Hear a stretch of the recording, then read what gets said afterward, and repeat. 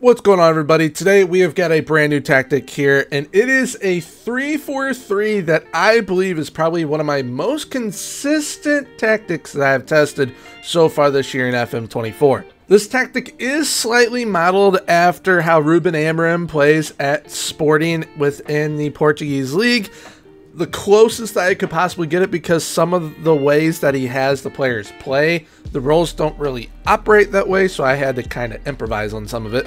But essentially, this tactic is taking his philosophy with my philosophy and combining it, and this is what we get, which this helped not only Sporting, but Bayer Leverkusen win a boatload of trophies. So if you wish to download today's tactic, I'll be linking my Discord down below in the description. That is where you are going to be able to download the tactic from within the download section. But now, without further ado, let's go ahead and get into today's video.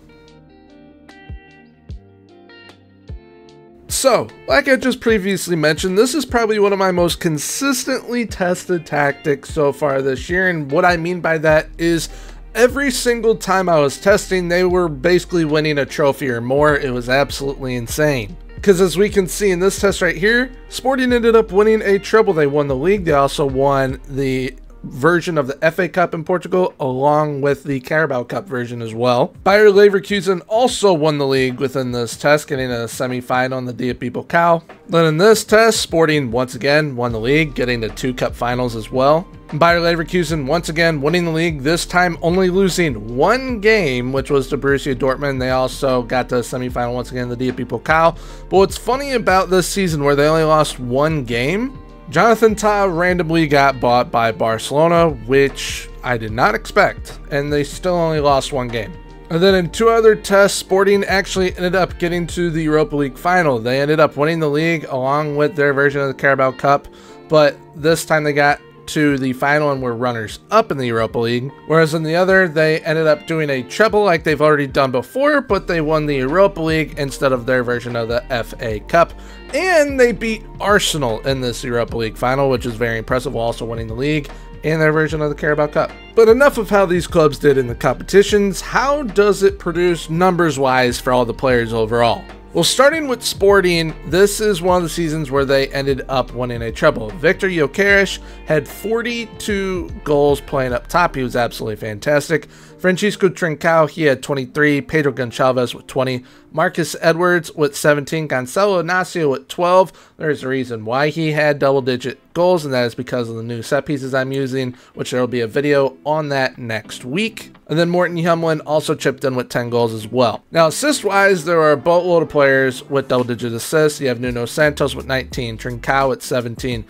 Gaio, I believe is how you say it, as well as Marita, they both had 16, Hjemlund with 14, Pedro with 13, Marcus Edwards with 10.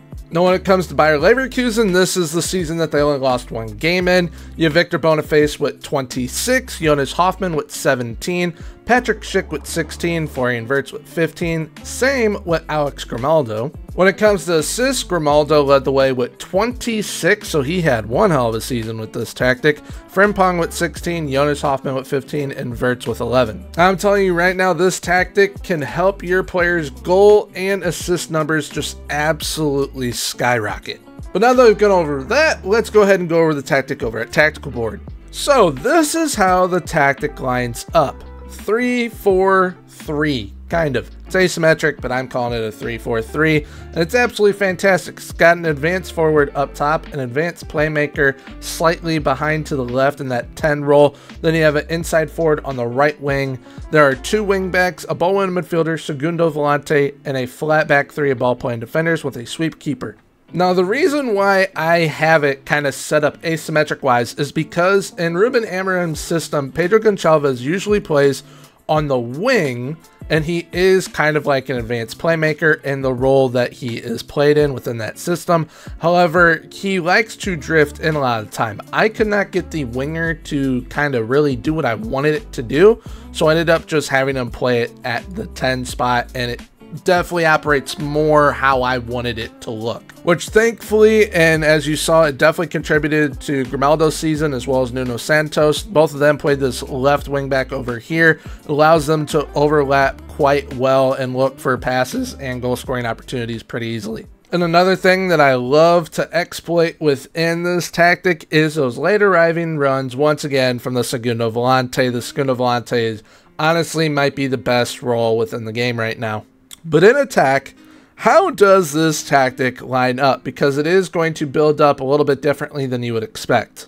So the advanced forward can move into channels, so basically going to be operating within the box wherever he may see fit. This advanced playmaker on attack is going to come up into the box as well. The inside forward is actually on support, so yes, they will get into the box, but they are going to play a more supportive role, so they'll kind of sag off a little bit. Both wingbacks are going to be overlapping, looking to attack, although you will see them cutting inside from time to time. The ball-winning midfielder is going to operate around here. Same with that Segundo Volante, but the Segundo Volante can make runs into the box. And what I love about this system, and it does it in reality as well for Ruben Amorim's side, is these ball-playing defenders like to get involved with the attack. So you will see these ball-playing defenders come up like such. I do instruct them to stay wider, so it will kind of shape like this.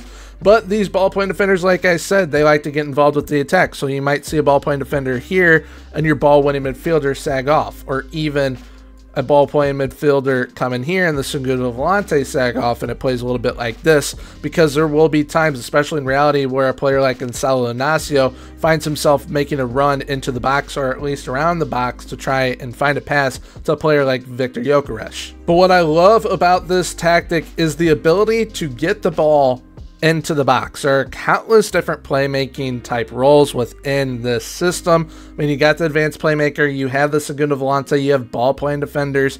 But one thing that I really like about the ball winning midfielder, especially in this tactic, and I honestly think they need to kind of add this as a role within FM25.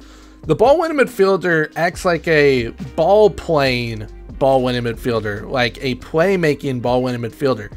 I don't know why it does it, but it does it, and it's absolutely fantastic. So playmaking wise, you have the ability to have passes and crosses come in from your wingbacks. Same with the inside forward. You have the advanced playmaker. You have a ball-playing, ball-winning midfielder, Segundo Volante, and the ball-playing defenders as well, all looking out for your striker or anyone that may be in a goal-scoring opportunity. So needless to say, this tactic, when you have the right players and kind of have a few overpowered playmaking players, this tactic is going to be absolutely game-breaking for you. So now we're going to get into some highlights. We're going to have 2 matches in the 2D match view and then 1 in the 3D match engine view. The reason why I do 2D match engine is because it kind of gives a really good representation over the top of what the tactic kind of builds up as and operates like, and you get a really good bird's eye view of what you will expect to see from your side. So within the first highlight, it is Bayer Leverkusen versus FC Cologne within the Bundesliga. They end up beating them 6-0. Boatloads of goals from all areas of the side. You will see set piece goals. You will also see open play goals as well. Alex Grimaldo ended up having a goal and 3 assists within this game, so definitely make sure to keep an eye on him. Which Mr. Grimaldo is number 20 right here within the box currently, so make sure to keep an eye on him within these highlights.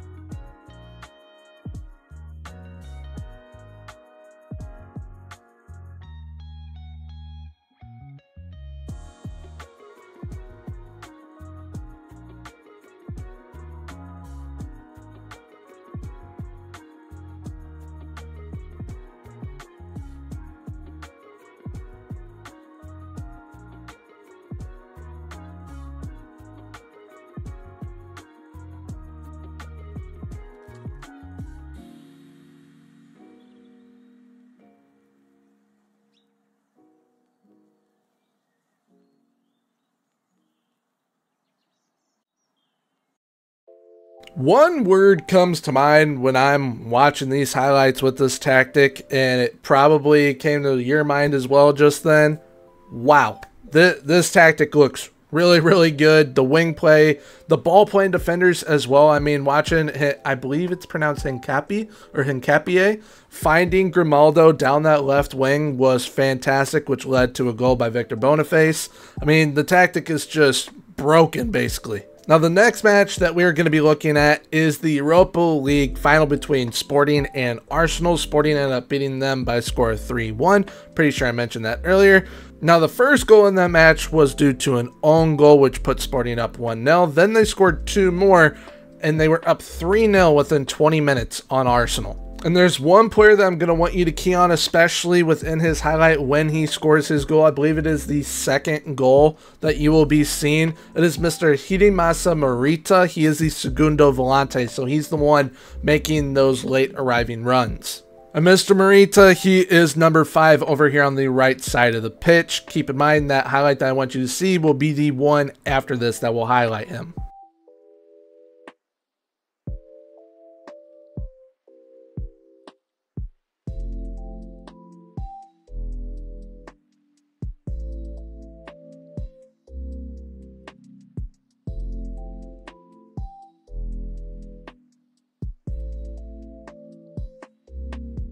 Once again, within those highlights, tactic looks absolutely fantastic. And Morita even had a key pass in that first goal that you saw. The segundo volante role is absolutely vital in any tactic right now. And none more so than this one, because it is very important to how it operates. Now, this next match is going to be within the 3D match engine. It is one of Sporting's biggest wins throughout testing. 7-1 win over Boa Vista within the league. Absolutely fantastic win by them. They just outright dominate from the first whistle. So basically just sit back, relax, and enjoy how dominant this tactic is.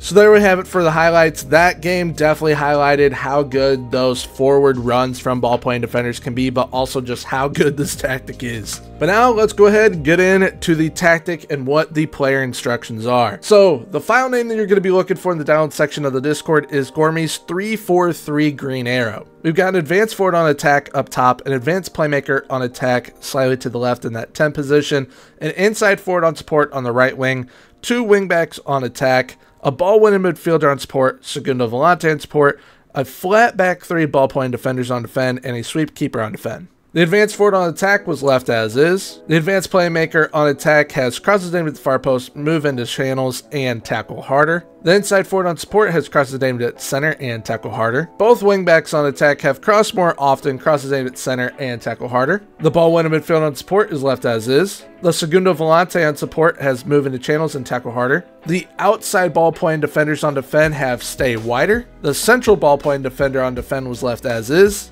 Same thing with that sweep keeper on defend. They were left unchanged as well. This tactic is played with an attacking mentality, and I highly suggest that you do continue to utilize that. When we're in possession, we have fairly narrow attacking width. We look for the overlap on the left and the right from those wing backs, and we play out from the defense. We use low crosses in the final third, work the ball into the box, standard passing directness, and slightly higher tempo. When in transition, we counter press and counter, and we distribute to the fullbacks and center backs. But you're probably wondering, why are you distributing to the fullbacks when they aren't there? It'll still distribute to those wingbacks even though they are further up. And the reason for that is because I don't have a specific distribution type, so he can take short kicks or throw it long. And when we are out of possession, we have a high press line of engagement, higher defensive line, and more often trigger press. Now with this tactic, when it comes to what level you are able to play this at, I think you can basically play it at any level possible. You just need to make sure that you have the players to be able to play the system. So don't plug this into Vanarama National side and expect it to work right away. You're definitely going to have to build your side around this system to get the most out of it. And when it comes to tweaks with this tactic, if you wish to make them, there is only one tweak that I suggest making. And that is on those roles that have tackle harder, like the advanced playmaker, the winger, the wingbacks, the segunda volante, take it off if you feel you are conceding way too many yellow cards or even red cards, because if that does become a problem for you, obviously it's going to become a problem for you to be able to win games. So if you feel you are generating way too many yellow cards and red cards, feel free to take that off and it'll work just fine.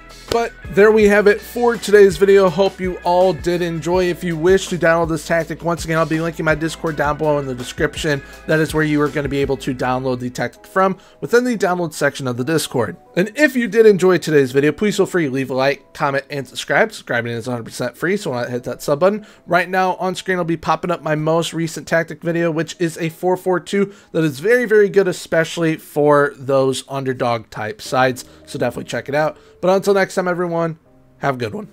Bye-bye.